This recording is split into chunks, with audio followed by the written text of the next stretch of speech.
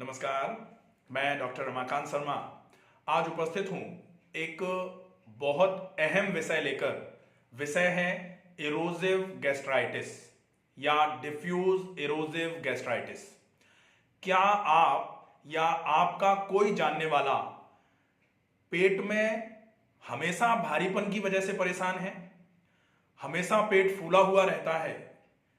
पेट के फूलने की वजह से भारीपन हमेशा सीने में बना रहता है, या फिर भारीपन सीने से होते हुए गर्दन को बिल्कुल जकड़ा के रख दिया है उसने? गर्दन में जकड़न रहती है, गर्दन की जकड़न की वजह से सिर हमेशा भारी बना रहता है, या फिर आंखों में जलन रहती है, या सिर में दर्द रहता है, कंफ्यूजन की स्थिति बनी रहती है, हमेशा भ्रम की स्थिति में बने रहते हैं आप? अगर हां तो ये वीडियो आपके लिए बहुत ही उपयोगी होगा। आज बहुत सारे लोग एक बहुत ऐसी सिंपल सी समस्या है, समस्या कोई बहुत ज्यादा बड़ी नहीं है, लेकिन इस सिंपल सी समस्या को बहुत साधारणतः जो मैनेज किया जा सकता था उसका मैनेजमेंट लोग इधर उधर से बहुत सारी दवाइयां या फिर कुछ चूरन चटनियां खा करके करने का प्रयास कर रहे हैं, और इसी वजह से लगातार लोगों की यह समस्या बढ़ती हुई चली जा रही है। जो लोग बहुत सोचते रहते हैं, जिन लोगों का वजन लगातार गिरता चला जा रहा है, खूब खा रहे हैं, सब कुछ खा रहे हैं, लेकिन फिर भी वजन लगातार गिरता चला जा रहा है, इस सब का कारण होता है आपके आमाशय में थोड़े से अल्सरेशंस हो रहे हैं, थोड़े से इरोजन्स हो रहे हैं। अब ये आमाशय के अल्सरेशंस और इरोजन्स क्या होते हैं?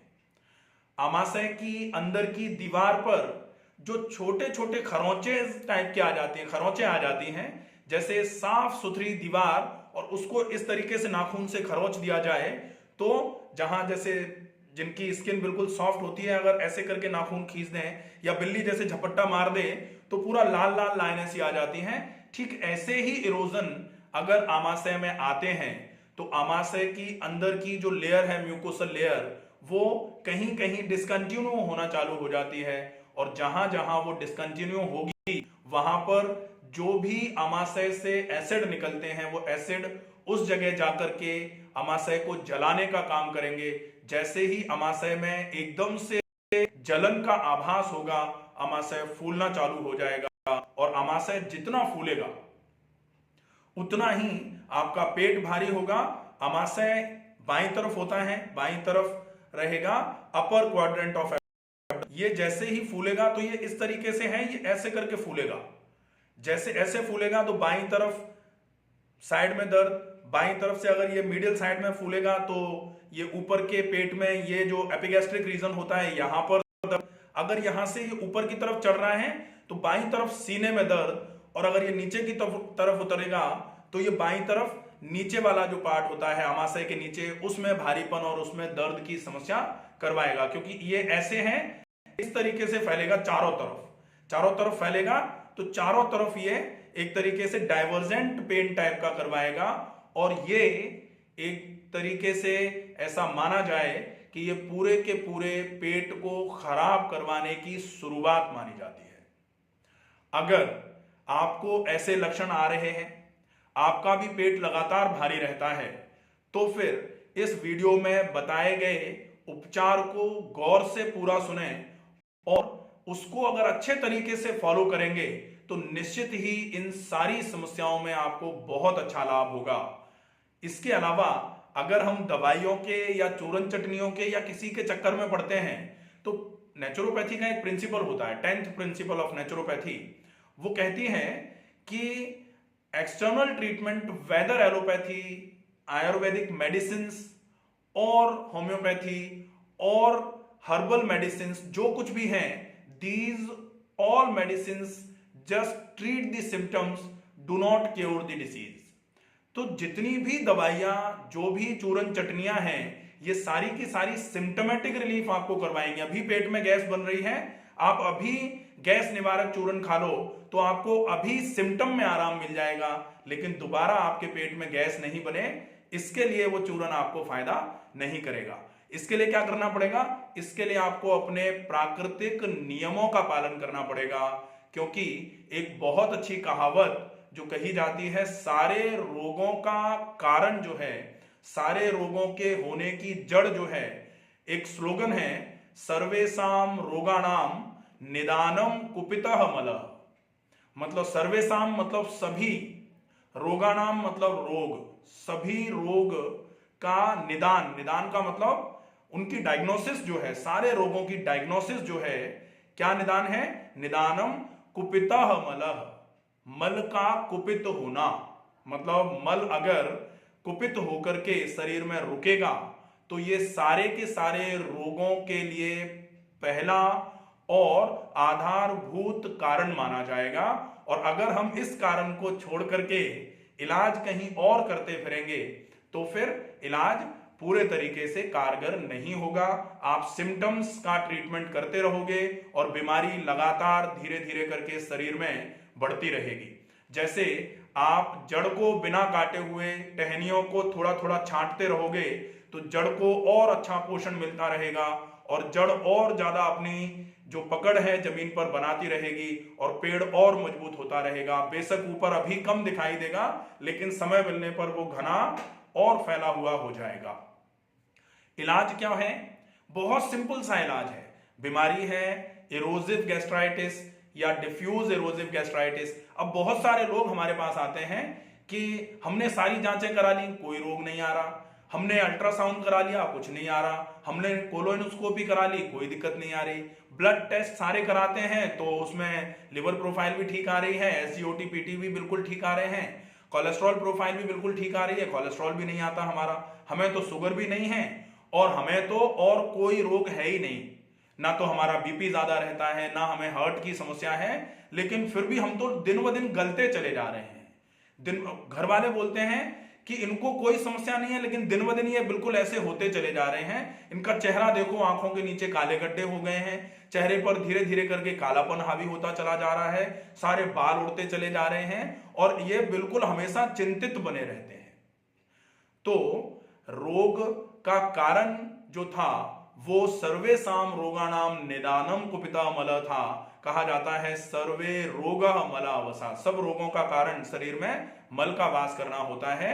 लेकिन आप अगर बीमार होने के बाद नाखुश रहना चालू हो जाएंगे, आप खुश नहीं रहेंगे अगर, तो फिर कहा जाता है अप्रसन्नस्य चिंतस्य सर्वे रोगा भवन्ति। जो सामान्य तौर पर डिफ्यूज एरोसिव गैस्ट्राइटिस के पेशेंट का एक लक्षण होता है, डिफ्यूज एरोसिव गैस्ट्राइटिस का पेशेंट एक जगह रुकेगा नहीं, एक जगह ट्रीटमेंट लेने के बाद 5 दिन के बाद वो डॉक्टर को भी बदलेगा, नहीं इन पे समझ में नहीं आ रहा, चलो दूसरी जगह चलते हैं। क्योंकि स्थिरता में धीरे धीरे करके कमी आना स्वाभाविक सी बात है कि रोग ऐसा है जिसमें अगर आराम नहीं हो रहा होगा, 20 डॉक्टर बदल दिए, 25 डॉक्टर बदल दिए, तो वो स्थिरता धीरे धीरे करके खत्म होना चालू होती भी है। लेकिन हमें यही सबसे पहले काम करना है कि अगर आपको इस बढ़ते हुए और इस प्रचंड होते हुए रोग को खत्म करना है तो आपको स्थिर होने की सबसे पहले आवश्यकता होगी, जो आपको कहीं सिखाया नहीं जाता। कोई नहीं कहता आपको कि आप स्थिर बैठना चालू कर दो, आप मेडिटेशन करना चालू कर दो। और ऐसे जो चिंतित लोग हैं उनको अगर मेडिटेशन भी कराया जाता है तो वो आंखें बंद करने के बाद भी यही सोचते हैं हम ठीक होंगे कि नहीं होंगे, पता नहीं हमारा क्या होने वाला है। हम अपना नहीं सोच रहे तो घर वालों का सोचने लगते हैं, पता नहीं हमारे बाद हमारे घर वालों का क्या होगा। तो ये जो सोच है, एक चीज और बोली जाती है, काम क्रोध काया को गाले, क्रोध पित्त निज छाती जारा।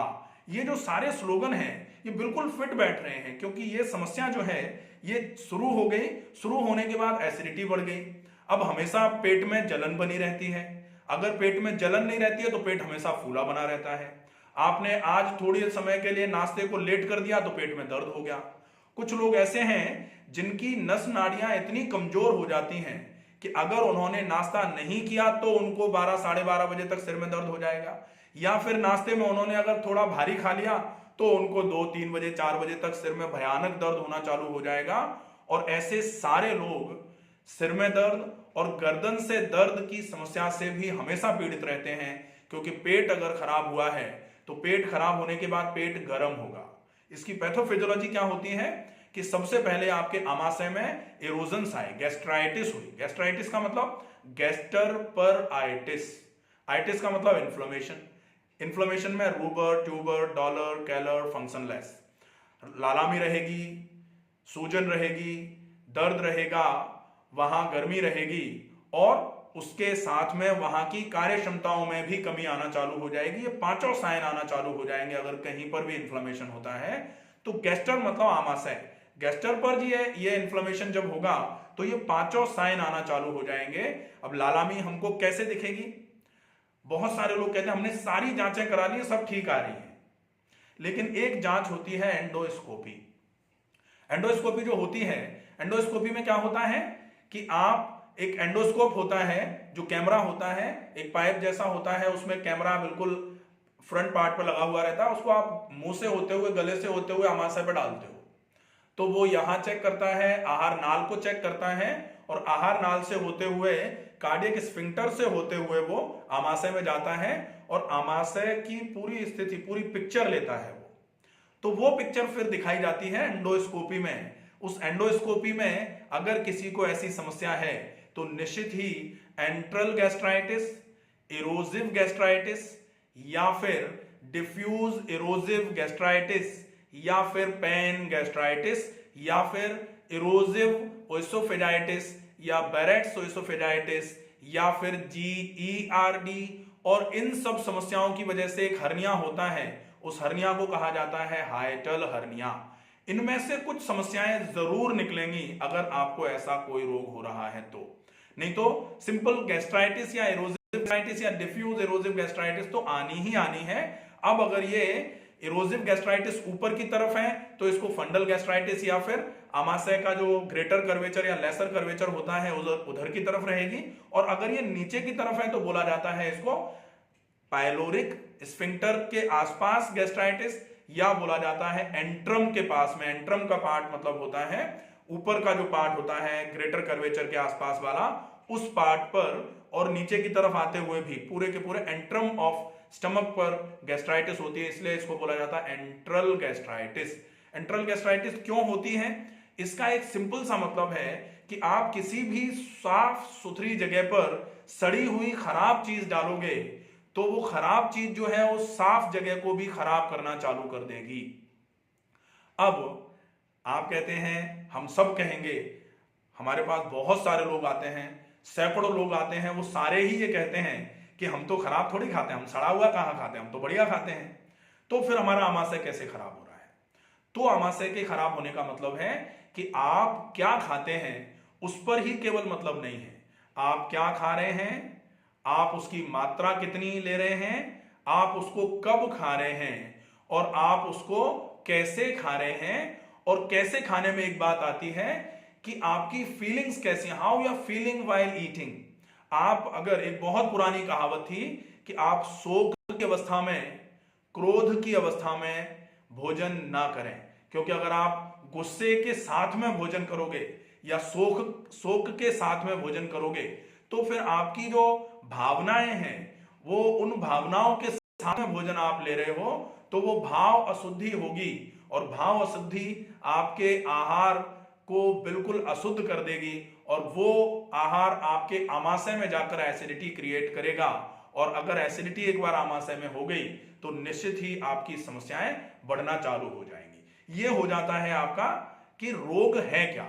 अब हम आते हैं, बहुत साधारण सा इलाज है इसका, और इलाज को अपन सीधे सीधे इलाज पे लेते हैं। आज सबसे पहले हम आहार चिकित्सा देखेंगे, क्योंकि आहार चिकित्सा, चूंकि आहार की नाल में ही आमाशय आता है, आहार नाल में ही आमाशय है और आहार नाल में ही आमाशय में प्रॉब्लम आ रही है, तो फिर आहार ही सबसे ज्यादा इंपॉर्टेंट होगा इसके लिए।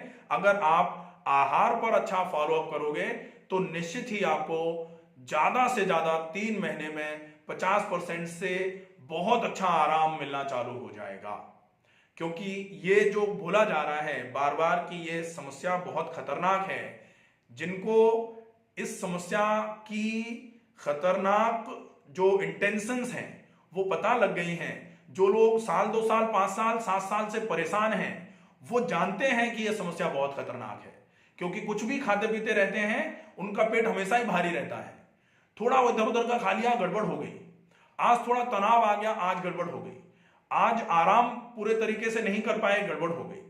तो ये जो व्यवस्थाएं हैं, इनको सुधारने के लिए आपको इतना टाइम तो निकालना ही पड़ेगा। अब बात आती है कि आपको क्या करना है और किस तरीके से आप उसको करोगे।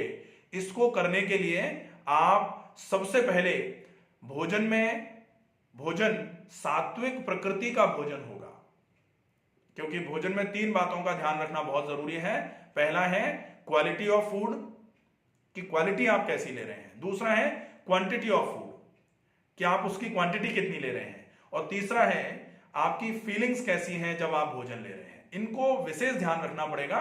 तो क्वालिटी ऑफ फूड का मतलब होगा सात्विक तासीर का भोजन आपको लेना है, क्योंकि सात्विक तासीर का मतलब होगा जिसमें ज्यादा मिर्च मसाला ना हो, जिसमें ज्यादा से ज्यादा तेल चिकनाइयां नहीं हो, जिसमें नमक की मात्रा कम हो, वो सात्विक भोजन माना जाएगा। और सात्विक भोजन का एक मतलब और होता है जिसमें मैदा नहीं होगी और जिसको बहुत रखा हुआ नहीं खाना है। आप बनाने के 3 से 4 घंटे के इंटरवल पे भोजन ले लें। इसका मतलब ये नहीं है कि बिल्कुल उबलती हुई आपने खिचड़ी मुंह में भर दी और अमाशय में ले गए आप, ऐसे भी नहीं चलेगा। बहुत बहुत गरम गरम, ऐसा गरम भी नहीं कि मुंह जल जाए। तो 4 घंटे से रखा हुआ, 4 घंटे के बाद रखा हुआ भोजन भी नहीं कर सकते आप, क्योंकि 4 घंटे के बाद रखा हुआ भोजन भी तामसिक भोजन में परिवर्तित होना चालू हो जाता है। इसलिए आप ताजा बनाया हुआ भोजन करें। और उसमें आप खा क्या सकते हैं? लौकी की सब्जी, तोरई की सब्जी, टिंडा, परवल, कद्दू, ये सब्जियां हैं। इन सब्जियों को आप अल्टरनेट करके इन्हीं सब्जियों को ज्यादा से ज्यादा मात्रा में उपयोग में लें। ये सब्जियां बनाने का तरीका होगा कि आप थोड़ा सा, जरा सा गाय का घी या सरसों का तेल कढ़ाई में डालें, या जो पतीली जो आपने ले रखी जिसमें आप सब्जी बना रहे हैं, वो स्टेनलेस स्टील की हो सकती है, उसमें आपने थोड़ा सा सरसों का तेल या गाय का घी डाला, जरा सा, और उसमें आपने जीरा डाल दिया, उसमें आपने सौंफ डाल दी, उसमें फिर आपने 1 टमाटर डाल सकते हो आप। टमाटर बहुत खट्टा नहीं हो, देसी टमाटर का उपयोग आप डिफ्यूज इरोसिव गैस्ट्राइटिस में नहीं कर सकते हैं, ये ध्यान रखेंगे। फिर आप प्याज का उपयोग भी ना करें तो बहुत अच्छा रहेगा। और मिर्च अगर आपको बहुत ही मन कर रहा है तो छोटी सी हरी मिर्च डंठल के समेत आप उसमें डाल सकते हो, लेकिन अभी नहीं डालोगे। आपने अभी जीरा डाला, जीरा डालने के बाद आपने उसमें टमाटर डाल दिया, थोड़ा सा उसको पकाया। जब पक जाएगा उसके बाद जो भी आपने सब्जी बनानी है, लौकी, तोरई, टिंडा, कद्दू या परवल, जो कुछ भी है वो डाला, उसको थोड़ा सा पकाया अच्छे तरीके से। और जब वो पकने लग जाए तब उसमें फिर आपने हल्दी अच्छी मात्रा में, हींग अच्छी मात्रा में डाली, और ऊपर से आप सौंफ आप पहले भी डाल सकते हो, और चाहो तो सौंफ आप बाद में भी डाल सकते हो। और इसके बाद आप थोड़ा सा पानी डालो उसमें, और फिर आप एक जो हरी मिर्ची छोटी वाली थी वो आप डाल सकते हो। अगर आपको ऐसा लगे कि हरी मिर्ची से भी आपको थोड़ी दिक्कत आ रही है तो आप कटी हुई हरी मिर्ची तो डालेंगे ही नहीं, साबुत हरी मिर्ची डाल सकते हो। और सब्जी पक जाएगी, बन जाएगी, तो आप उस हरी मिर्ची को निकाल के बाहर रख दोगे, वो कोई दूसरा खाएगा। आप उस सब्जी में थोड़ा सा हरी मिर्ची का अर्क आ जाएगा, वो आप ले सकते हैं। और अगर शुरुआती स्तर है आपका, आप ज्यादा परेशान हैं, तो यह हरी मिर्ची हटा के रखेंगे आपने। फिर खुले में सब्जी को अच्छे तरीके से उबलने देना है। जब वो अच्छे से उबल जाए तो उस सब्जी को आप उपयोग में ले सकते हैं। उसके साथ में जौ की या ज्वार की या फिर मक्के की रोटी आप खा सकते हैं। आप गेहूं का आटा अगर छोड़ देंगे तो बहुत अच्छा रहेगा, क्योंकि बहुत सारे लोगों को ग्लूटेन से एलर्जी है। ग्लूटेन का टॉलरेंस पावर जो है वो नहीं है, लोगों में इंटॉलरेंस है ग्लूटेन को लेकर के। तो आप गेहूं का उपयोग ना करें, ये बहुत अच्छा रहेगा। आपके लिए भोजन का रहेगा ये। आप भोजन सवेरे और जो आपका दोपहर का और शाम का भोजन है वो ये हो सकता है, या फिर आप वेजिटेबल दलिया और वेजिटेबल खिचड़ी का उपयोग कर सकते हैं अगर आपको ये समस्या है तो। वेजिटेबल दलिया और खिचड़ी भी बिल्कुल ऐसे ही बनेगी जैसे आपने ये सब्जी डाली थी। इसमें आप 2-3 सब्जियां एक साथ मिला करके डाल सकते हैं, जैसे आप लौकी, तोरई, टिंडा, थोड़ा कद्दू डाल दीजिए, थोड़ा टमाटर डाल दीजिए। आप अगर चाहें तो एक आध छोटा वाला आलू भी काट करके डाल सकते हैं।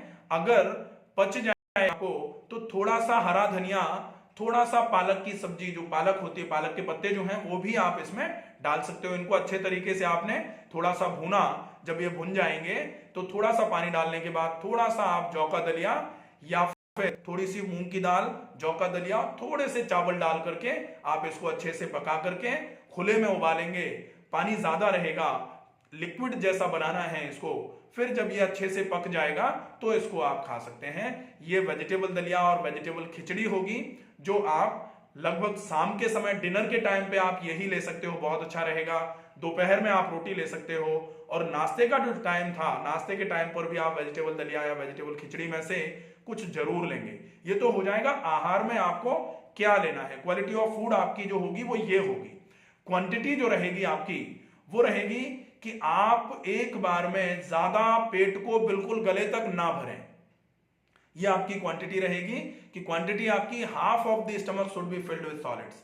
आधा पेट भोजन करें, आधा पेट जो है वो लिक्विड, चूंकि वेजिटेबल दलिया या खिचड़ी जो आप बना रहे थे उसमें लिक्विड पानी था ही, या फिर आपने जो सब्जी बनाई थी उसमें थोड़ा सा पानी था और वो उसके साथ में आपने रोटी खा ली, या फिर आप चाहें तो बिल्कुल खट्टी ना हो ऐसी छाछ का उपयोग भी कर सकते हैं भोजन के साथ साथ में, या भोजन के तुरंत बाद में आप 100 ml के आसपास छाछ बहुत घूट घूट करके, क्योंकि कहा जाता है भोजनांते विषम वारी, भोजन के अंत में जल तो विष के समान होगा, जहर के समान होगा, तो भोजनांते अमृतम तक्रम, अमृत के समान होता है तक्र मतलब छाछ।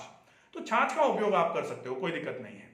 ये हो जाएगा। पानी आप ना पिए, और छाछ जो है वो आप 2-3 ग्लास आपने खाए और उसके बाद एक घूंट छाछ पी ली, इस तरीके से पी सकते हो। या फिर पूरा भोजन करने के बाद छाछ को चाय के जैसे 1 कप के आसपास छाछ आप ले सकते हो, ये भी आपके लिए काफी फायदेमंद रहेगा।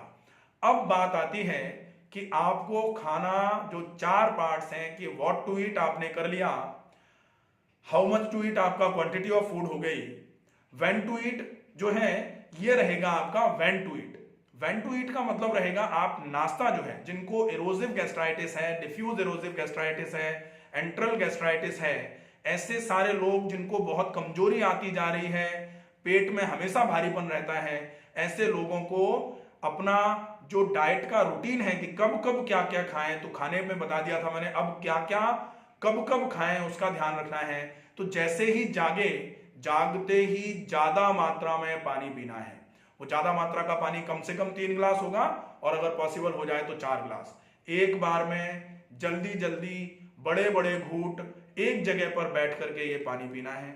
ये पानी पी करके आप कम से कम 5 मिनट के लिए, और पॉसिबल हो जाए तो 10 मिनट के लिए रुकेंगे जरूर, ताकि ये रुकना जो है ये आपके आमाशय में पानी भर करके पूरा पानी नीचे की तरफ जाएगा।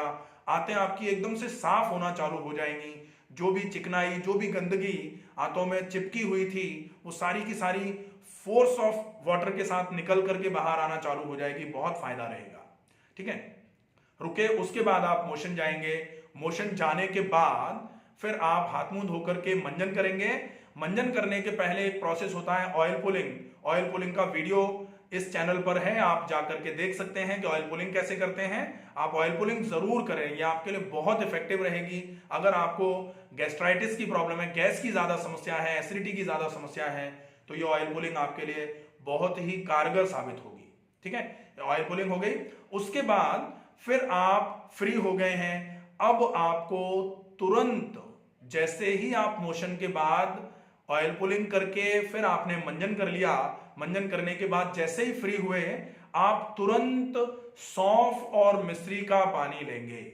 अगर आपको शुगर है तो आप अकेली सौंफ का पानी ले लेंगे, कि भाई ऐसा जरूरी नहीं है कि एंट्रल गैस्ट्राइटिस के साथ शुगर नहीं हो सकती। एंट्रल गैस्ट्राइटिस के साथ मान लीजिए शुगर भी है तो आप मिश्री नहीं ले सकते हैं, तो फिर आप अकेली सौंफ का पानी, रात को भीगी हुई सौंफ का पानी ले लेंगे। ये हो जाएगा आपका सवेरे सवेरे। आप जैसे ही फ्रेश होकर के फ्री होंगे, आपने 1 गिलास पानी में 1 चम्मच सौंफ का पाउडर और 1 चम्मच मिश्री का पाउडर, और अगर आप डायबिटिक हैं तो 1 चम्मच सौंफ का पाउडर पी लिया पानी में घोल करके। अब आपने ये ले लिया, इसके बाद फिर आपकी बारी आती है। अब आप आगे क्या करोगे? फिर आप व्यायाम के लिए तैयार होंगे, और व्यायाम में व्यायाम रहेगा ज्यादा टहलना। हाउ टू वॉक का वीडियो है, आप उसको जरूर देखें, क्योंकि लोग करते सब कुछ हैं, लेकिन जब तक हम वो तरीका नहीं अपनाएंगे जो आइडियल होता है, तब तक आपको आराम नहीं मिलेगा। जैसे आप ताला खोलना चाहो, लेकिन जिस ताले की जो चाबी है वो चाबी आप नहीं लगाओगे और दूसरी चाबियां लगाते रहोगे, आराम नहीं मिलेगा। तो व्हाट टू डू से ज्यादा जरूरी होता है हाउ टू डू। तो अगर हाउ टू डू आप समझ लोगे तो आपका पूरे तरीके से फायदा होना चालू हो जाएगा। उषा पान, हाउ टू डू, आप उषा पान समझ लें, उषा पान का वीडियो है, आप उसको देखो कैसे आपको पानी पीना है। सारी चीजें प्रॉपरली साइंटिफिकली समझाई गई हैं कि आप वैसे पियोगे तो ही आपको क्यों फायदा होगा। आप रुको क्यों, उषा पान करने के बाद क्यों रुको, यह भी वीडियो है अलग से, आप उसको देख सकते हो। फिर आप ऑयल पुलिंग क्यों करो, वीडियो है अलग से, आप उसको देख सकते हो। सौंफ पानी क्यों पियो, वीडियो है अलग से, आप देख सकते हो। सारी चीजें जो आपको बताई जा रही हैं, अलग अलग वीडियोस हैं। अगर आपको जैसे डिटेल में पूरा जानना है तो आप डिटेल्ड का वीडियो देख सकते हो, ताकि आपको ये समझ में आए कि आप जो कर रहे हो वो क्यों कर रहे हो, और जो कर रहे हो उसको उसी तरीके से करोगे जिससे फायदा हो सकता है। जैसे आपको कहीं जाना है और आप रास्ता ही सही नहीं चुनोगे तो फिर कैसे पहुंचोगे। हम तो चल रहे हैं जी, चल रहे हैं जी से मतलब नहीं है, आपको सही ट्रैक पर भी तो चलना पड़ेगा ना। जैसे हमको दिल्ली जाना है और हम चल रहे हैं मुंबई की तरफ, तो फिर दिल्ली कैसे पहुंचेंगे। हाँ, तो ये ध्यान रखना पड़ेगा कि आपको सही ट्रैक पता करना है, हाउ टू डू का आपको सही तरीके से फॉलो अप करना है। तो आप ऑयल पुलिंग कर लेंगे, उसके बाद आपने ये सौंफ मिश्री का पानी ले लिया, उसके बाद आप वॉक करेंगे। हाउ टू वॉक का वीडियो है, आप उसको देख लीजिए। अगर आपके घुटनों में या फिर कमर में ज्यादा दर्द है, एड़ियों में ज्यादा दर्द है, तो सामान्य तौर पर बोला जाता है आप ज्यादा चले नहीं। तो अगर ज्यादा चले नहीं बोला जा रहा है तो निश्चित ही फिर आपको ऐसा करना पड़ेगा कि आप ज्यादा चलोगे तो आपके दर्द बढ़ जाएंगे। तो दूसरे नंबर पर राजा रानी आसन, मरकट आसन वीडियो है, आप उसको कर सकते हो लगभग 20 मिनट। उसको करने के बाद नाड़ी शोधन, अनुलोम विलोम प्राणायाम कम से कम 10 मिनट से 15 मिनट, और डीप ब्रीदिंग कम से कम 100 बार से चालू करना है और 200 बार। तो नाड़ी शोधन, अनुलोम विलोम हम तो जानते हैं, नहीं चलेगा, आप समझ लो कैसे करना है, क्योंकि श्वास को भरना और श्वास को छोड़ने का ही रूटीन है। अगर आप सही तरीके से सांस को भरना और छोड़ना करोगे तो निश्चित ही आपको बहुत अच्छा आराम मिलना चालू होगा। आप बार बार, क्योंकि होता क्या है कि हम हैबिचुअल हो जाते हैं, हैबिचुअल हो जाते हैं तो फिर कुछ ना कुछ गलतियां करना चालू कर देते हैं। इसलिए आप बार बार चीजों को देखते रहो कि राइट वे क्या है, करेक्ट वे क्या है टू फॉलो द इंस्ट्रक्शंस। तो आप उसको, जो आप जान रहे हो उसको करेक्ट तरीके से करने का प्रयास लगातार देखते रहो, लगातार सीखते रहो, तो वो ठीक रहेगा। ठीक है, ये हो जाएगा। इसको करने के बाद जैसे ही आप योगा करके फ्री होते हो, व्यायाम करके फ्री होते हो, प्राणायाम आपने कर लिया, इसके बाद आप भ्रामरी प्राणायाम कर लेंगे, ओमकार का उच्चारण करेंगे, और जो व्यायाम का सेशन है वो एंड जो होगा वो शवासन से होता है। शवासन किस तरीके से किया जाना चाहिए, शवासन का पूरा वीडियो है, आप उसके इंस्ट्रक्शंस को फॉलो करते हुए शवासन एक बार करके देखिए, आपको ऐसा लगेगा बहुत रिलैक्स हो गए हैं। शवासन का वीडियो है, आप उस शवासन के वीडियो को ऑन करके जो भी बोला जा रहा है, जो भी इंस्ट्रक्शंस दिए जा रहे हैं, आंखें बंद करके शरीर को स्थिर करके उन इंस्ट्रक्शंस को एक बार फॉलो करके देखिए, आपको बहुत अच्छा फायदा लगेगा। ठीक है, ये हो जाएगा। इसके बाद फिर आपको जैसे ही व्यायाम करके फ्री होते हो कुछ खाना है। आप व्यायाम करके फ्री होकर तुरंत काम पर निकल जाओ या कुछ खाओ नहीं, नहीं चलेगा, आपको कुछ खाना है। अब कुछ खाने में आप बिल्कुल हल्का या जो जल्दी पच जाता है वो खाएं। जल्दी पच जाने वाला खाना क्या है, आप नाशपाती खा सकते हैं फलों में। आप अगर सेब खा रहे हैं तो बिल्कुल छोटे छोटे टुकड़े करके, सेब के बहुत छोटे छोटे टुकड़े करके आप छील करके, छोटे छोटे टुकड़े करके आप सेब को खा सकते हैं। बिल्कुल पका पपीता अच्छा मिल जाए आपको तो बिल्कुल धीरे धीरे करके, बहुत चबा करके, क्योंकि खाली पेट पपीता खाना बड़ा नुकसान कर सकता है अगर आपने जल्दी में खा दिया, या फिर पपीता अगर पका हुआ नहीं था, कच्चा था, तो वो बहुत नुकसान कर सकता है। इसलिए आप थोड़ा फल जो है, नाशपाती ले लें, एप्पल ले लें, अगर बिल्कुल सही पका पपीता है तो वो आप खा सकते हैं, नहीं तो पपीते को आप प्री लंच या पोस्ट लंच के लिए रख लो। पपीता पेट के लिए अच्छा रहता है, लेकिन खाली पेट अगर बिल्कुल सही पका नहीं होगा तो वो नुकसान कर देगा। तो आप एक फल ले लेंगे। इसके बाद आप नाश्ता जो है वो 9 बजे, 9:15 बजे, मैक्सिमम 9:30 बजे नाश्ता हो जाएगा आपका, उसमें वेजिटेबल दलिया या वेजिटेबल खिचड़ी हो जाएगा। उसके बाद आप लंच के 40 मिनट पहले सलाद खा सकते हैं, लेकिन वो सलाद जो होगा वो ककड़ी, खीरा, टमाटर हो सकता है, लेकिन उसको बिना छीले हुए अच्छे तरीके से सलाइन वाटर से, फिर साफ पानी से, पहले नमक वाले पानी से, फिर साफ पानी से धो करके लेना है। ये हो जाएगा। इसके बाद में फिर आप दूसरा जो ध्यान रखेंगे वो रखेंगे 40 मिनट के बाद ही भोजन करेंगे। इसको खा लिया आपने, इसके बाद 40 मिनट के बाद भोजन करेंगे। भोजन में मोटे आटे की रोटी और सब्जी आपको बताया किस तरीके से बनानी थी, वो भोजन हो जाएगा। दोपहर और शाम के भोजन के बीच में आप फल खा लेंगे। 2 बजे, 2:30 बजे, 3 बजे के आसपास आपने फल खा लिया, या फिर आप 3 बजे के आसपास एक नारियल पानी ले सकते हैं, वो भी आपके लिए बहुत इफेक्टिव रहेगा। या फिर आप सफेद पेठा जो होता है उसका जूस ले सकते हैं, वो भी पेट के लिए बहुत इफेक्टिव रहता है। फिर आप शाम के खाने के 40 मिनट पहले या आधे घंटे पहले थोड़ा सा पपीता खा सकते हैं, या फिर आप एक ग्लास सूप ले सकते हैं, लेकिन उसमें काली मिर्च या अदरक या लहसुन या ऐसी कोई चीज नहीं डली हो जो गर्म तासीर की होती है। इसको अवॉइड करके मिक्स सब्जियों का सूप एक ग्लास के आसपास ले सकते हैं। और शाम का भोजन जो है वो 7 बजे के आसपास होगा। उसमें आप वेजिटेबल दलिया, वेजिटेबल खिचड़ी या फिर चपाती और सब्जी ये ले सकते हैं। और रात को सोने से पहले आपको फिर से सौंफ और मिश्री का पानी लेना है, सोने के आधे घंटे पहले। ये इफेक्टिव रहेगा। इसके अलावा अगर आपको बीच में भूख लग रही है, क्योंकि अगर आप ये वाला रूटीन रखोगे तो 5-7 दिन के बाद आपकी भूख खुलना चालू हो जाएगी। और जब भूख खुलती है तो लोग उल्टा सीधा खाना चालू करते हैं, तो बादाम खा लिए, अखरोट खा लिया, ये सब नहीं चलेगा। अगर आपको शुगर नहीं है तो आप खजूर का पानी या छुआरे का पानी या छुआरे खा सकते हैं। आप गुड़ का पानी ले सकते हैं, आप मिश्री का पानी ले सकते हैं, आप मुनक्के का पानी ले सकते हैं, लेकिन कम मुनक्के। ज्यादा मुनक्के पर्गेटिव होंगे, नुकसान करेंगे, ध्यान रखना पड़ेगा। तो ये आपका हो जाएगा आहार का कि आपको कब कब खाना है। अब बारी आती है कि आपको कैसे खाना है। तो ज्यादा टाइम न लेते हुए कैसे खाना है, हाउ टू ईट का पूरा एक वीडियो है कि आप एक ग्रास को 100 बार चबा करके खाएं। आप डिटेल में उस वीडियो को देख सकते हो कि आपको क्यों चबा के खाना है, चबाने से क्या फायदा होता है। एक ग्रास 100 बार, छोटा सा बाइट तोड़ना है, 100 बार चबा के खाना है। लोग बहुत सारे एक्सक्यूजेस बनाते हैं, 100 बार चबा के खाएंगे तो पूरे दिन खाते रहेंगे। पूरे दिन नहीं, ज्यादा से ज्यादा आपको 2 रोटी खानी है, आपकी भूख खुल जाएगी। 3 रोटी खाओगे आप तो 3 रोटी खाने में भी 30 मिनट से ज्यादा नहीं लगेगा आपको। 30 मिनट अगर आप यहां लगा दोगे तो आपके जो 24 घंटे में से 8 घंटे से ज्यादा इस सोच में निकल जाते हैं कि क्या होने वाला है, क्या होगा। वो आपकी सोच धीरे धीरे होना चालू हो जाएगी, आपका रोग धीरे धीरे करके खत्म होना चालू हो जाएगा। तो ये होगा हाउ टू ईट। आप इसका ध्यान रखें। ये आहार चिकित्सा जो होती है, डिफ्यूज एरोसिव गैस्ट्राइटिस या एरोजन्स की, गैस्ट्रिक एरोजन्स की, या एक तरीके से अगर बोला जाए तो गैस्ट्रिक अल्सर्स या पेप्टिक अल्सर्स जो होते हैं, जिनको अल्सर के नाम से जाना जाता है, उसकी ये जो है ये आहार चिकित्सा, how to eat, what to eat, when to eat and how much to eat, quality of food, quantity of food and how you should feel while you are eating. आपको कैसे भाव रखने हैं जब आप भोजन कर रहे हैं।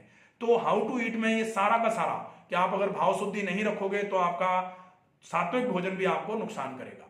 ये होता है, यहाँ आहार चिकित्सा पूरी हो जाती है। अगर इससे रिलेटेड किसी को कुछ भी पूछना होगा तो आप कमेंट बॉक्स में अपनी समस्या लिख करके पूछ सकते हैं। अब जो व्यायाम चिकित्सा है एरोजन्स के लिए और जो नेचुरोपैथी ट्रीटमेंट्स हैं एरोजन्स के लिए, ये पार्ट 2 और पार्ट 3 इसी समस्या के लिए अलग से बना करके डाल देंगे, क्योंकि वीडियो बहुत लंबा हो जाता है। तो पार्ट 1 हो गया ये आहार चिकित्सा, और उसमें बता दिया आपको कि ये रीजन क्या होता है डिफ्यूज एरोसिव गैस्ट्राइटिस का या गैस्ट्रिक एरोजन्स का या फिर अल्सर्स का। अब दूसरे नंबर पर आएगा कि आप इसके लिए व्यायाम कौन से करेंगे जो आपके लिए बहुत उपयोगी होते हैं। और तीसरे पार्ट में आएगा कि आप नेचुरोपैथी या फिर जो आपके नेचुरोपैथी प्रिंसिपल्स हैं या फिर जीवन शैली में ऐसे कैसे परिवर्तन हैं जिनको आप करो तो आपको इसमें थोड़ा एनहेंसमेंट मिले, आपको थोड़ा असिस्टेंस मिले इस रोग को सही करने के लिए। तो इतना ही पर्याप्त है। आशा है ये वीडियो को पसंद आएगा, आपके काम की चीजें बताई गई हैं। आप ज्यादा से ज्यादा इस वीडियो को शेयर करें उन लोगों तक जो पेट की समस्याओं से बहुत ज्यादा परेशान रहते हैं। उनके लिए ये सारी ही बातें बहुत उपयोगी होंगी। इन सारी बातों का अगर फॉलोअप बहुत अच्छे तरीके से करना चालू कर दिया जाएगा तो निश्चित ही 3 महीने, अब लोग कहते हैं 3 महीने तो बहुत ज्यादा टाइम है, लेकिन उनसे पूछें जो 15 साल से इस समस्या से जूझ रहे हैं और उनको आराम नहीं मिला। तो 3 महीने ऐसे लोगों के लिए कोई बहुत ज्यादा टाइम नहीं है। आपको आराम तो 10 से 15 दिन इसका अच्छे से फॉलोअप करोगे मिलना चालू हो जाएगा। लेकिन फिर भी 3 महीने इसलिए बोला जा रहा है कि 3 महीने में आपको ये पता लग जाएगा कि ये चिकित्सा वाकई कितनी कारगर है। आशा है आप इस वीडियो को ज्यादा से ज्यादा शेयर करेंगे, ज्यादा से ज्यादा लाइक करें, और अगर आपको ये वीडियो अच्छा लगे तो कमेंट बॉक्स में प्लीज इससे रिलेटेड कमेंट जरूर करें कि आपके लिए ये किस तरीके से आपको इस वीडियो में बताई गई बातें पहले भी अगर आपको पता है या किसी और ने बताई हैं तो आपको इन बातों ने कितना फायदा दिया है, ये जो रूटीन है इसने किस तरीके से आपको फायदा किया है, ये भी आप कमेंट बॉक्स में लिख सकते हैं।